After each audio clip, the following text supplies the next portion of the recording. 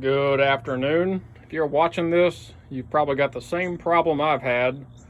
Got a 2001 John Deere 4200.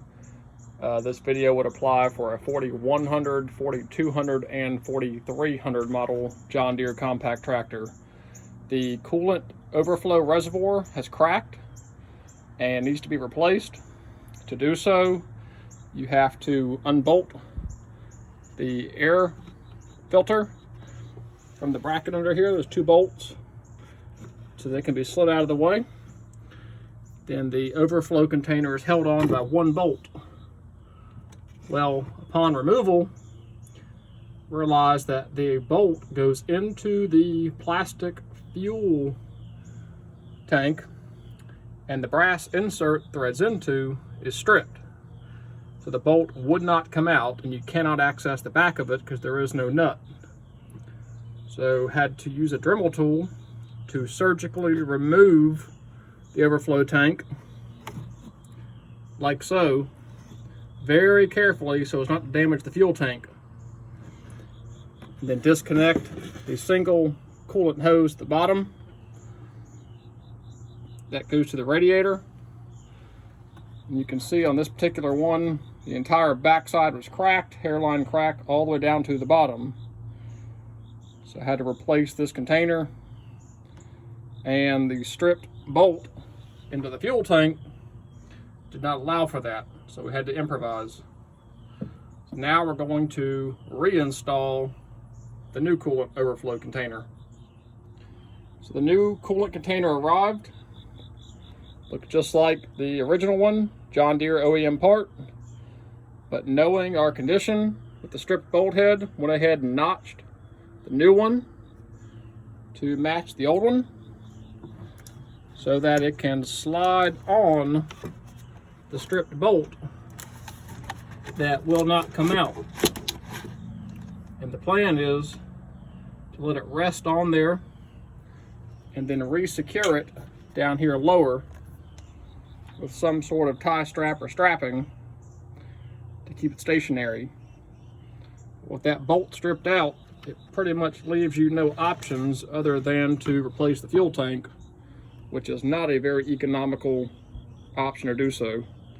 So let's get this thing hooked up and filled up. First thing I'm going to do is re-secure the air filter with the two bolts under here. Once you put the coolant overflow tank on, you will not be able to tighten those.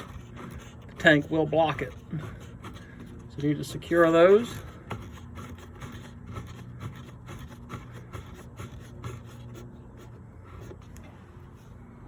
And then once those are tight, I'm going to install the new coolant overflow tank with the wiring harness in front of, and the notch that we cut sliding right into the back of the bolt. A little bit of pressure on there, that way it holds nice and tight. You can see it mocked up there. That's how it's going to ride. So we're going to connect the antifreeze line, put the air filter back in, and see if we can come up with a little bit more permanent way to secure this guy to keep him from rattling loose off that cut notch.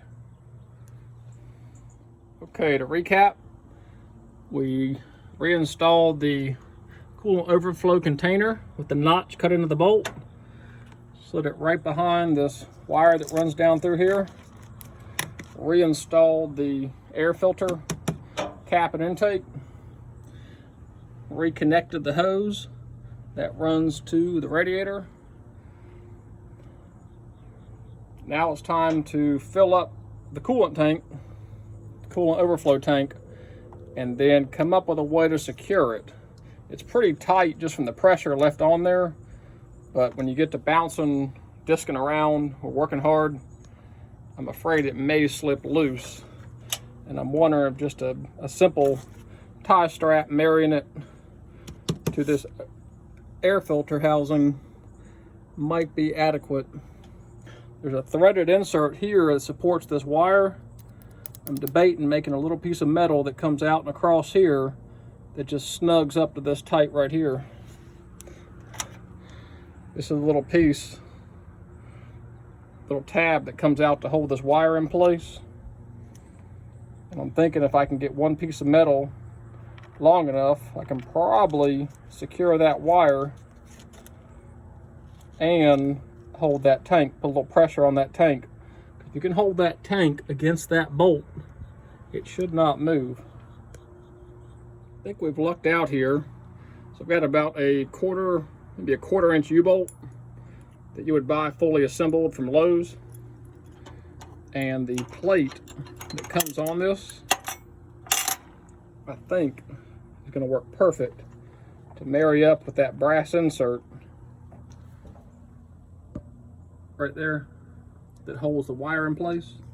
I think we're going to be able to put that brass insert lined up right with that bracket, put the bolt back in, factory bolt, and it's going to put just enough pressure on that tank to keep it from wanting to kick out. Because even if there's a little bit of play in it, it shouldn't come off of that bolt head. And we'll be able to tuck that wire behind it, hold the wire in place, and hold that tank in place where we cut the notch out. So let's get it mounted up here. Okay, as I expected, that bracket off that U-bolt married up nicely there. Put just a little bit of pressure on that wire. That loom is going to protect it. And also put a little bit of pressure on that tank where you can see it can't move at all. The bottom has a little play in it, but at the top it cannot slide off of that notch that we cut in it. So just go get you a pre-made 2-hole little bracket off of a 1/4 inch U-bolt. Should hold that tank right in place. Let's fill it up and see if we can't get this tractor cranked back up. Quick reminder, you want to make sure to use a 50/50 pre-diluted. Is what the owner's manual calls for. It's not the John Deere brand, but as long as it's a 50/50 pre-diluted, it should be perfectly fine.